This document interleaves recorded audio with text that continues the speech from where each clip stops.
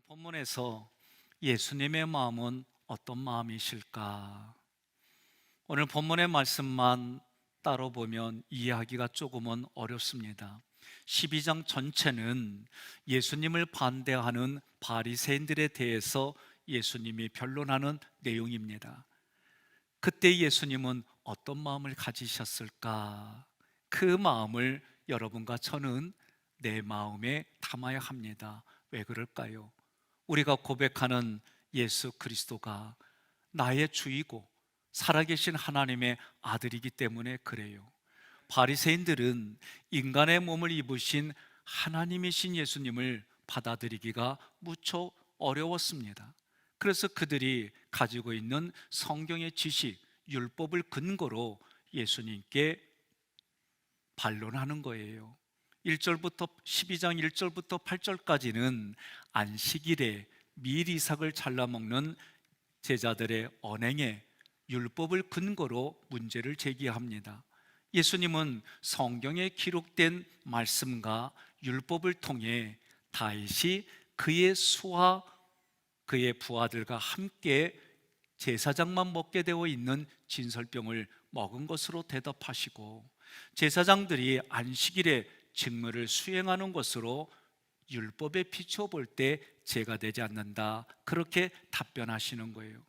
바리새인들이 문제를 제기한 율법을 근거로 문제를 제기한 것은 합리적이에요. 그 당시 누가 보더라도 그 말이 옳은 것으로 보여요. 예수님도 그들이 납득할 수 있도록 율법의 사례들을 들어 하나하나 반론하며 설명해 주시는 겁니다. 바리새인들은 또다시 문제를 제기합니다. 9절부터 13절에 안식일에 손 마른 자를 치유하는 언행이 옳은 거냐? 다시 말해 율법을 근거로 예수님이 손 마른 자를 치유할 것을 예상하고 말하는 것에 예수님이 자비로운 마음을 가지고 대답하는 거예요. 예수님은 율법의 참다운 의미, 율법을 주신 하나님의 의도를 설명하고 본인이 직접 하나님의 아들로서 그들이 기다리는 메시아로서 손 마른 자를 치유해 줍니다. 이쯤 되면 일반적으로 사람이라면 누구나가 인지상정상 야, 나하고 다르다, 내가 가지고 있는 능력과 다른 예수님, 그 예수님을 인정하고 좀 더 깊어진다면 그 예수님이 구원자 예수님이구나, 메시아구나, 그리스도이구나, 그렇게 받아들일 만해요. 그런데 바리새인들은 오히려 14절에 그런 예수님을 대적해서 죽일 음모를 꾸밉니다. 우리가 기질적으로 태어나서 하나님이 그렇게 기질을 주시고 부모로부터 물려받은 양육 패턴 중에 하나가 보복하고자 하는 심리가 있어요. 오늘 바리새인들은 어떻게 보면 집단적으로 자기들의 의견과 조금만 안 맞으면 적으로 간주해서 반드시 죽이려고까지 하는 그 모습이 오늘 본문에서는 예수님이 악하다라고 말하는 거예요. 독사의 자식들아, 그렇게 표현했어요. 마태복음 12장 15절로 21절에 예수님께서 대적하는 바리새인들에게 구약의 이사야의 말씀을 근거로 자기 자신은 하나님이 택한 하나님의 아들 메시아다라고 선언하셨어요. 그리고 메시아로서 22절부터 30절에 귀신 들려서 눈 멀고 말 못하는 사람을 고쳐주셨습니다. 그 귀신을 쫓아낼 뿐만 아니라 그의 영혼육을 전인격적으로 치유하여 구원해주는 메시아다라고 바리새인들에게 두 눈으로 확인시켜 주셨습니다. 그럼에도 불구하고 그들은 예수님을 귀신의 졸개로 폄하했습니다. 예수님은 그들에게 성령의 역사로, 성령의 기름 부으심으로 이러한 기적을 행하셨음을 분명하게 말씀하셨어요. 이 이후에 오늘 본문이 들어가는 겁니다. 내 마음에 가득 찬 예수님의 생각, 예수님의 감정을 표현하는 것으로 하나님과의 관계가 설정될 뿐만 아니라 나의 운명이 결정된다, 미래에 하나님 앞에 갔을 때에 그 운명이 결정된다라고 가르쳐 주시는 거예요. 31절 전반부에 그러므로 구원자 예수님께서 바리새인들에게 눈에 보여주듯이 말합니다. 두 번째 구절에 사람에 대한 모든 죄와 모독은 사심을 얻되, 이 뜻은 어떤 뜻이냐? 죄라고 하는 것은 헬라어로 하마르티아예요. 우리나라에 아주 양궁을 잘하는 분들이 있지요. 그 조그만 관역에 10점 만점을 맞을 때가 있어요. 그런데 그런 사람이 아무리 훈련해도 관역에 못 맞추는 것이 하마르티아라는 뜻이에요. 그러니 사람의 힘과 능력으로는 이 진리에 이르지 못한다, 이것이 죄다, 그것이 하마르티아 이 단어의 뜻이에요. 모독, 블라스테미아, 이것은 신성 모독을 말하는 겁니다. 사심을 얻되 용서를 받는다는 거요. 그런데 문법으로는 동직설 미래 수동태입니다. 앞으로 미래에 이러한 모습들, 이러한 언행들은 죄로 보지 않고 그 죄를 용서받는다. 다시 말하면 사람들이 짓는 온갖 종류의 죄와 신성모독으로 인해서 생기는 죄, 의무 처벌로부터 용서를 받는다는 거예요. 조금 더 풀어보면 인간으로 오신 예수님에 대하여 의심이 생겨요. 그래서 예수님을 모독해요. 그 예수님을 아주 저주해요.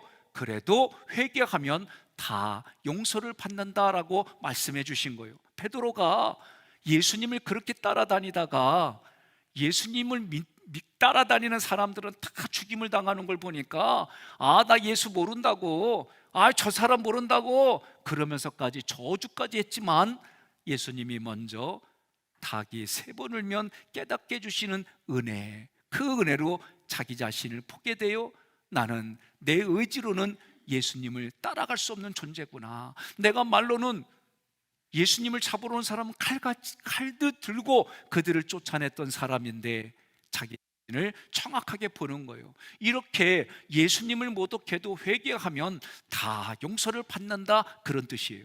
3번째 구절, 그러나 성령을 모독하는 것은 사하심을 얻지 못하겠고. 왜 그럴까요? 성령은 우리 마음에서 일하시는 인격체세요. 그 성령이 하시는 일은 무엇이냐? 요한복음 16장 8절로 11절 교독하겠습니다. 그가 와서 죄에 대하여 의에 대하여 심판에 대하여 세상을 책망하시리라.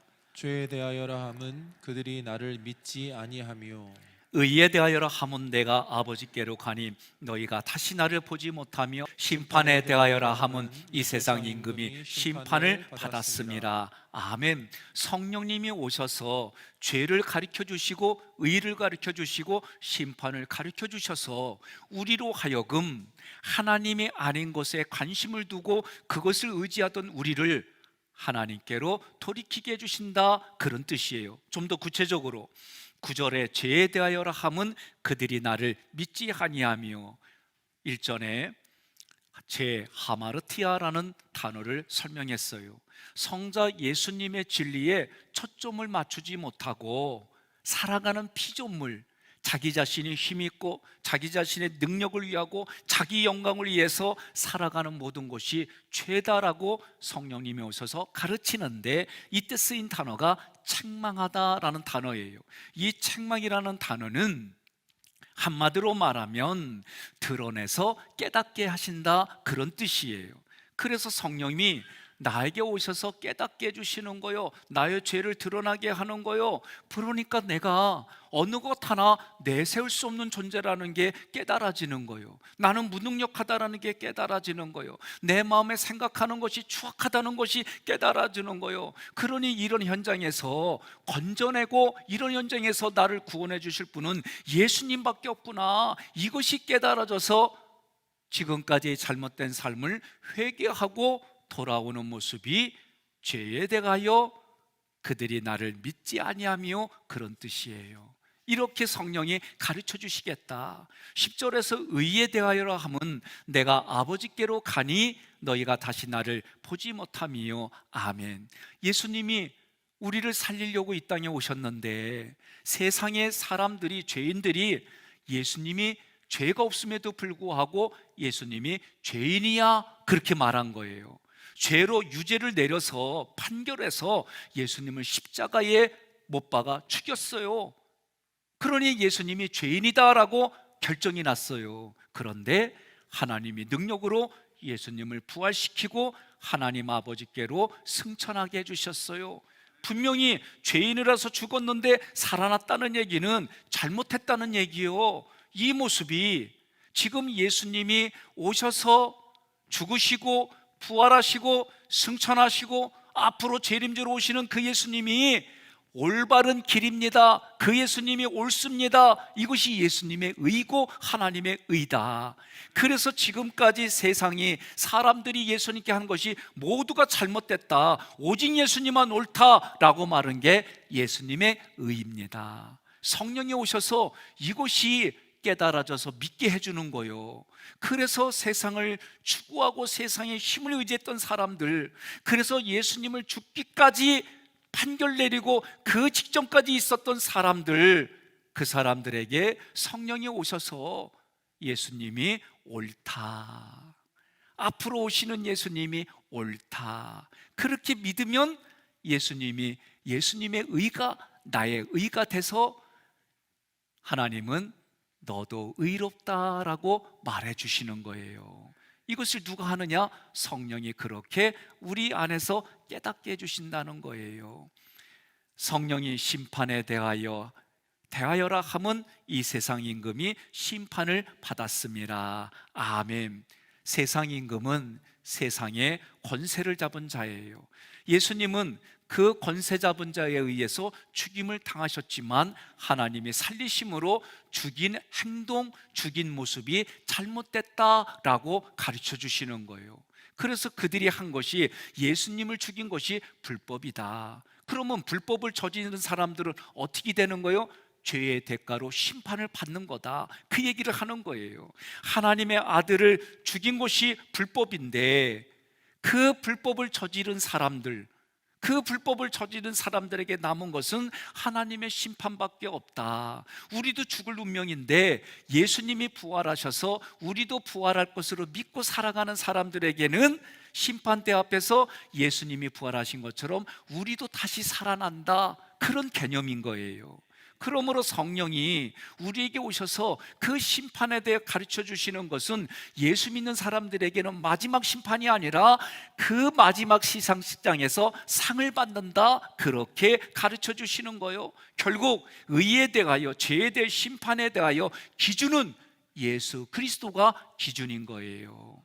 그 예수님이 여러분과 저를 위해서 보혈의 피를 흘리셨다, 십자가에서 돌아가신 그것이 나에게는 나의 죄를 대신해서 짊어지신 것이다, 이렇게 믿게 해주시는 거예요. 이 그 역할을 누가 하느냐? 성령님이 하신다. 성령님이 우리 안에 생각과 감정에 이런 진리를 깨닫게 해주시고 누군가는 전한 그 말씀을 통해 내가 들음으로 믿음이 내 안에서 생기는 거예요. 그러니 예수 믿으면서 내 안에 책망이 되어지는 거예요. 말씀이 내게 임해지고 설교가 선포되어지는 것에 내가 찔리기도 하고 교훈과 책망과 바르게과 의로 교육함으로 내 마음에서 생각과 감정이 그렇게 겪어질 때 그것은 정상적으로 신앙생활하는 거다, 그렇게 생각하시면 돼요. 32절에 첫 번째 구절, 또 누구든지 말로 인자를 거역하면 사심을 얻되. 아멘. 예수님이 지금 사람의 몸을 입으셨어요. 사람의 몸으로 입고 오셨는데 그분이 하나님이다, 이해가 안 돼요. 고민이 돼요. 부대껴요. 아니 목수인데 갑자기 하나님이래, 가족들도 어안이 벙벙하는 거예요. 그래서 누구든지 말로 인자를, 이때 말은 로스라고 하는 단어예요. 인자는 예수님을 말합니다. 거역하면 내 생각을 가지고 자기의 의를 가지고 예수님께 대항한다, 그 얘기예요. 이 말씀을 좀 더 풀으면 예수님의 인격에 대하여 모독하면 진리에 대한 분별력이 없어가지고 예수가 전하는 말씀을 거역하는 걸 말해요. 그렇게 거역을 하더라도 예수님이 하나님의 아들입니다, 예수님이 나에게 주님이십니다, 이것이 깨달아져서 내가 예수님을 거역한 걸 회개하면 마지막 심판 때 앞에서 나의 그 모든 것들을 먼저 회개하면 예수님으로부터 용서를 받는다라는 뜻이 되는 거예요. 구원자 예수님을 몰라서 거역했어요. 성령님이 깨닫게 해주셔서 예수님이 구원자구나, 그래서 내가 삶을 돌이켰어요, 회개했어요. 그렇게 하는 자는 누구든지 용서를 받는다는 거예요. 두 번째 구절, 누구든지 말로 성령을 거역하면 이 세상과 오는 세상에서도 사하심을 얻지 못하리라. 아멘. 여기서 말은 로고스가 아니라 에포예요. 다시 말하면 객관적인 사실에 근거하지 아니하고 자기 생각, 자기 고집으로 주관적이고 감정적으로 성령을 끝까지 거역하는 거예요.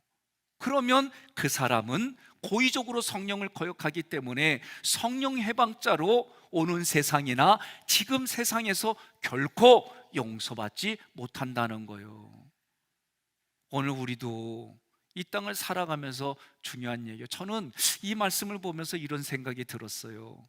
어린아이들 가끔 영상에 보면 부모님들이 애들이 간식 갖고 있는 장난감 가게를 지나갈 때 사랑하는 아들아, 그래서 눈을 가리더니 아빠랑 누가 먼저 빨리 가나 하고 막 뛰어가. 그거 다 알잖아요. 그 장난감 가게 보지 못하게 하면서 지나가려고. 왜? 애가 아주 사달라고 아주 몸까지 쓰면서 졸라대. 그러니까 안 해주니까 애가 어떻게까지 해요? 그 길거리에 대자로 누워. 그러니까 부모가 창피하니까 사주는 게 사주자니 마음이 불편하고, 그러니까 어떻게 눈 가리고 얼른 지나가는 거예요. 그런데요, 요새는 애들이 그렇게 하게 가르치지 말래요. 들어놓으면 들어놓는데 내버려 두랴.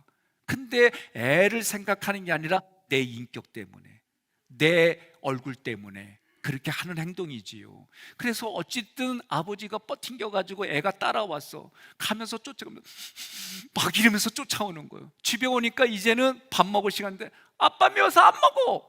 그러면 솔직히 얘기해봐요. 안 먹으면 누구 손해? 지 손해지.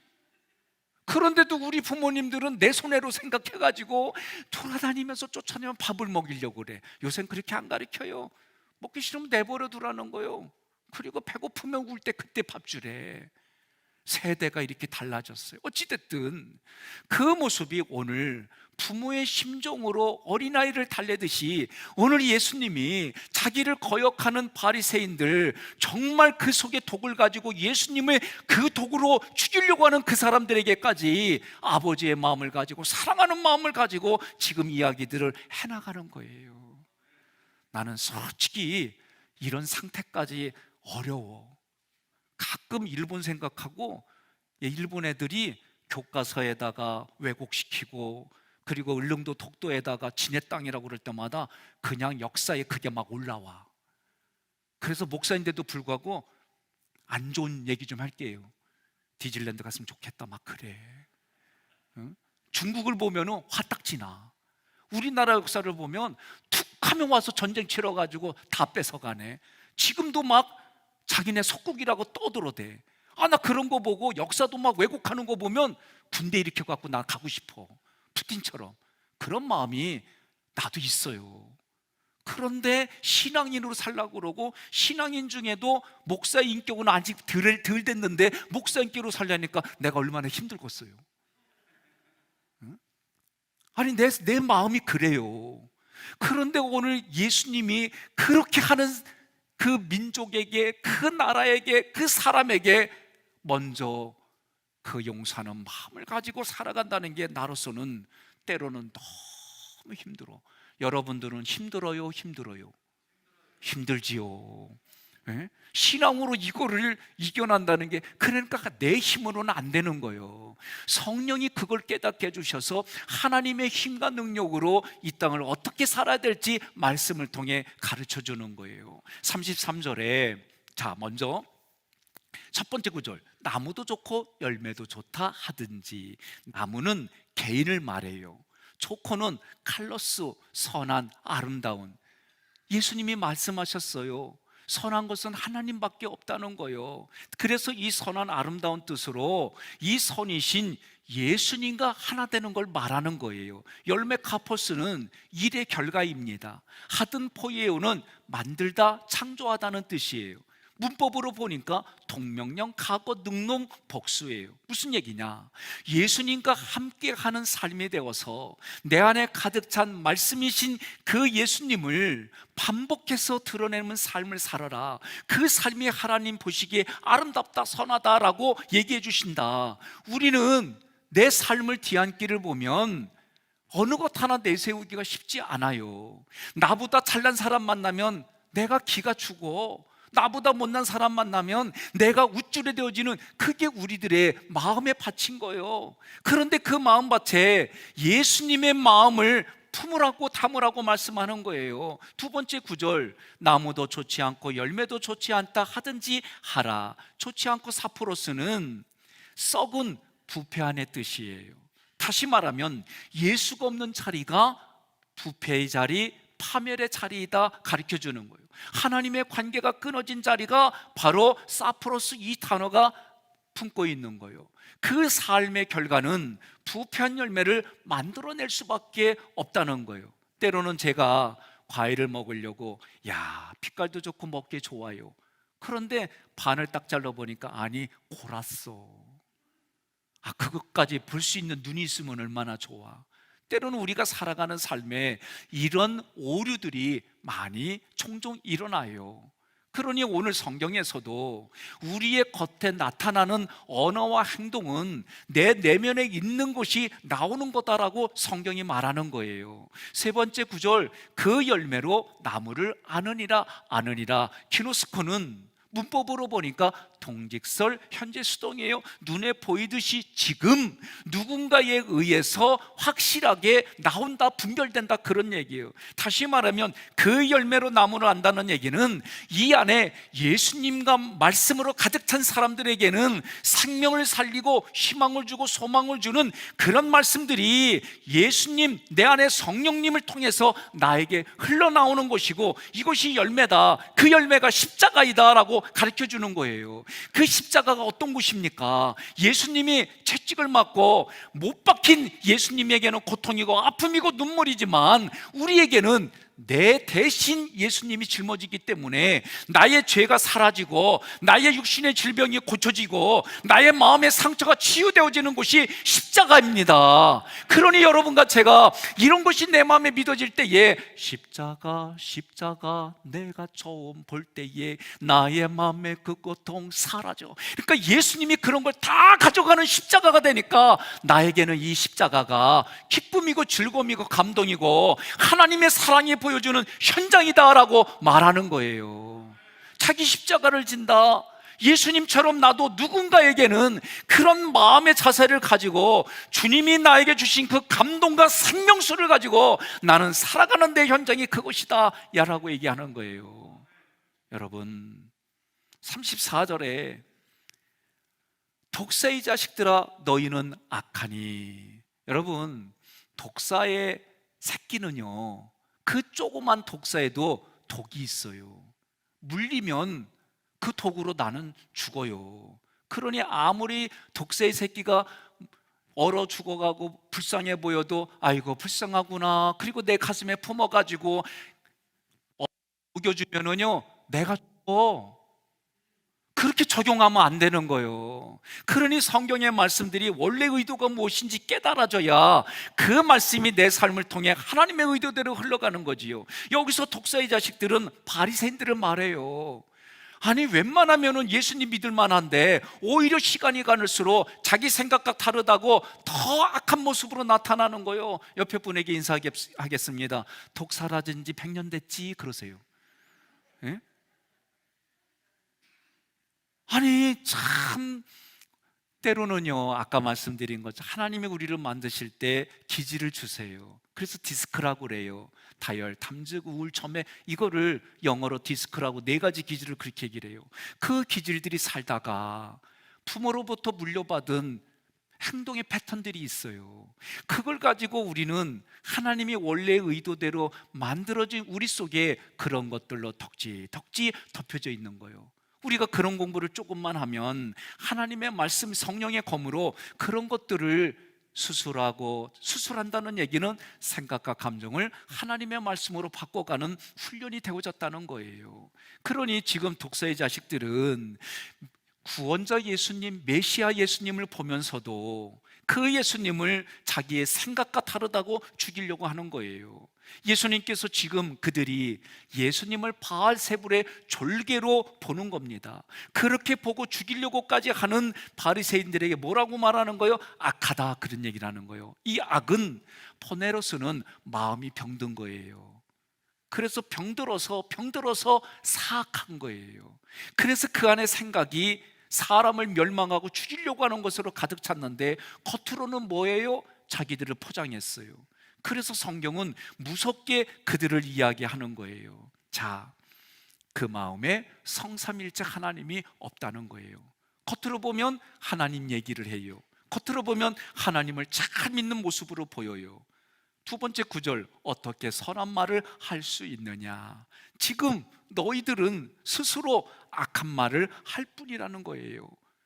세 번째 구절, 이는 종속접속사로서 왜냐하면 마음에 가득한 것을 입으로 말함이라. 마음에 가득한 것을 입으로 말하는데 어떻게 리얼하게 말한다는 거예요.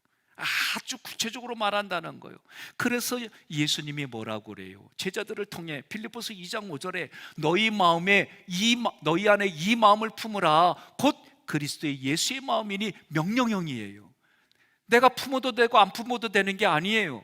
너희가 이 땅을 살려면 내 앞에 있는 생사하 복이 있을 때에 너희가 살기 위해서 생을 택하고 복을 택하라고 얘기해 주시는 거예요. 오늘 우리가 서로 합의 보고 살아가면서도 얼마나 어려운 문제들이 생겨요. 부부들에게도 서로 사랑하는 마음으로 하나의 마음을 가지고 살면서도 시간이 지날수록 그 마음들이 때로는 조금씩 바뀌어져 가잖아요. 그렇게 안 하려고 하더라도 사춘기가 오면은 왜 이렇게 힘들게 해요? 사춘기가 너무 잘 지났어. 그런데 중년 이후에 30대 이후에 사춘기가 오면서 또 달라져요. 그리고 또 사람들에게 또 갱년기라는 게 또 찾아와. 그러니 한시도 우리가 깨워서 분별하고 준비하지 않으면 서로가 그렇게 살아가는 게 쉬운 얘기가 아니에요. 오늘 부부로 자리에 앉고 떨어져 있어도 부부로 오셨거든. 이렇게 인사합시다. 당신 만난 이 100년의 삶이 너무 기쁩니다. 왜 웃기만 하고 그래야? 앞으로도 더 살면 되지. 예? 여러분, 다른 거 없어요. 생각을 바꿔주기만 하면 현장이 달라져요. 생각을 바꿔주는데 어떻게 바꿔주느냐? 하나님의 말씀으로 바꾸라는 거예요. 35절, 선한 사람은 그 쌓은 선에서 선한 것을 내고, 이 선한 사람은 인격이 훌륭한 사람입니다. 싹은 대사어로 쓰는 보물상자 또는 보화라는 뜻이에요. 그 쌓은 선에서, 이거는 선한 보화를 의미하는 거예요. 다시 말하면 선한 사람은 마음의 선한 보물상자에서 선한 말, 보물과 같은 말을 놓는다는 거예요. 예? 그렇게 하려면 보고 배운 게 뭔지를 봐야 돼. 저도 제가 자라온 고향이 충청남도 아산시 둔포면 신남리 2구 234번지요. 인천에서 보면 아주 시골이야. 그런데도 거기서 자라온 성장했던 정서가 제 안에 있어요. 우리 교인들이 종종 하는 얘기가 신방하다 보면, 목사님, 우리 교회는 도시 속의 시골이에요. 많이 힘들지요. 그런데 난 하나도 안 힘들어. 시골에서 자란 성장 배경이 있어서 나한테 딱이야. 응? 아니, 왜 이 얘기하는데 동의를 안 해요? 참. 그래서 이 시골 정서가 나는 너무 좋아. 전라도 말을 쓰든 경상도 말을 쓰든 우리나라 충청도 말을 쓰든 똑같아. 그런데요, 여러분 보세요. 이 정서가 있다 보니까 때로는 이 정서가 좋기도 하지만 부대낄 때가 있어요. 내가 도시에 와서 가장 부대낀 게 개역해. 죄송해요. 도시에 와서 내가 가장 먼저 부대낀 개를 자기 새끼라고 그러고 엄마라고 그러고 아빠 기다렸냐, 난 이게 이해가 안 갔어. 그래서 내 마음속에서 무슨 생각이 드냐면 어떻게 하다 개를 낳았어. 에? 그래서 반려견이라는 얘기가 나올 때까지는 200년 걸렸어요. 그래서 참 우리 집은 죄송해요, 집안 얘기해서 저희 아는 친척이 진돗개 족보하고 진돗개 암수를 우리 시골에 갖다 줬어요. 나는 개 족보 처음 봤어. 정말 개도 족보가 있더라고. 그 새끼들이 얼마만큼 자랐는데 어느 날 여름에 백 목사 좀 와봐. 그래서 무슨 급한 일이 있나고 갔더니 나한테 뭔가를 보약을 주셔. 나 그때 개소주라는 게 처음 알았어. 그래서 이게 뭐냐고 여쭤보니까 가르쳐주대, 그 개. 어머 그러지 마세요. 이거 몇십 년 전에 일어난 일이니까. 에? 우리 집을 너무 그렇게 보지 말어. 정서가 그랬어, 정서가. 요새는 회개해. 에? 자 어찌됐든 이런 정서로 내가 전혀 다른 정서를 겪으려니까 얼마나 힘들어요. 오늘 본문의 말씀도 바리새인들이 그런 정서가 있다는 거예요. 그러면 보여주고 알려주고 깨닫게 해주면 그렇구나, 거기에 익숙해지고 진리를 받아들이면 되는데 노골적으로 끝까지 그러는 거예요.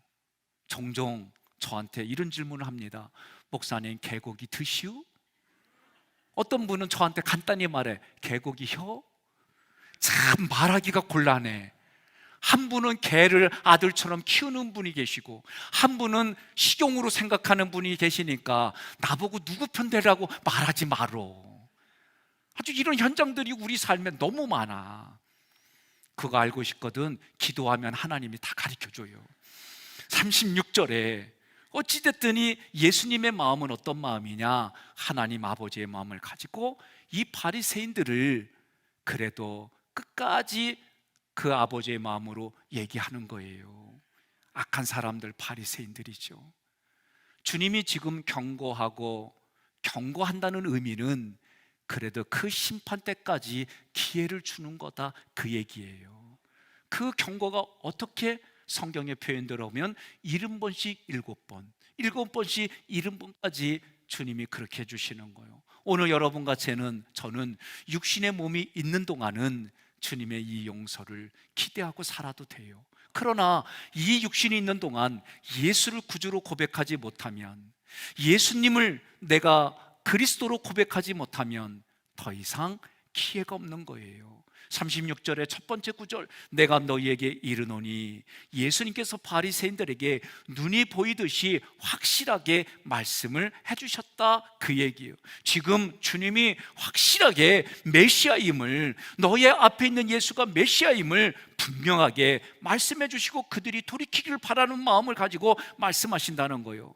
그러면서 두 번째 구절, 사람이 무슨 무익한 말을 하든지, 무익한 말에서 무익한 아르고스는 하나님과 관계가 없다는 거예요. 하나님과 관계없는 말을 하든지 랄레오는 많이 이야기한다는 거예요. 그러니 여러분과 내가 함부로 내뱉은 말, 하나님과 관계없이 함부로 내뱉은 그 말들, 세 번째 구절에 심판날에 이에 대하여 신문을 받으리라. 신문을 받는다, 이 단어는 구절을 보니까 아포디도미 페리 아우토스 로고스라는 구절이에요. 생각하지 마요. 이 말의 뜻은 해명한다, 그 얘기예요. 무슨 말이냐? 내가 한 말에 대하여 내가 돌려받는다. 다시 말하면 내가 너희에게 이르노니, 지금 예수님이 하시는 말씀입니다. 내가 너희에게 이르노니, 사람이 하나님과 관계없는 무슨 쓸데없는 말을 많이 하든지 그 말한 대로 심판날에 하나님 앞에서 내가 그 말한 것을 해명해야 된다, 그 얘기예요.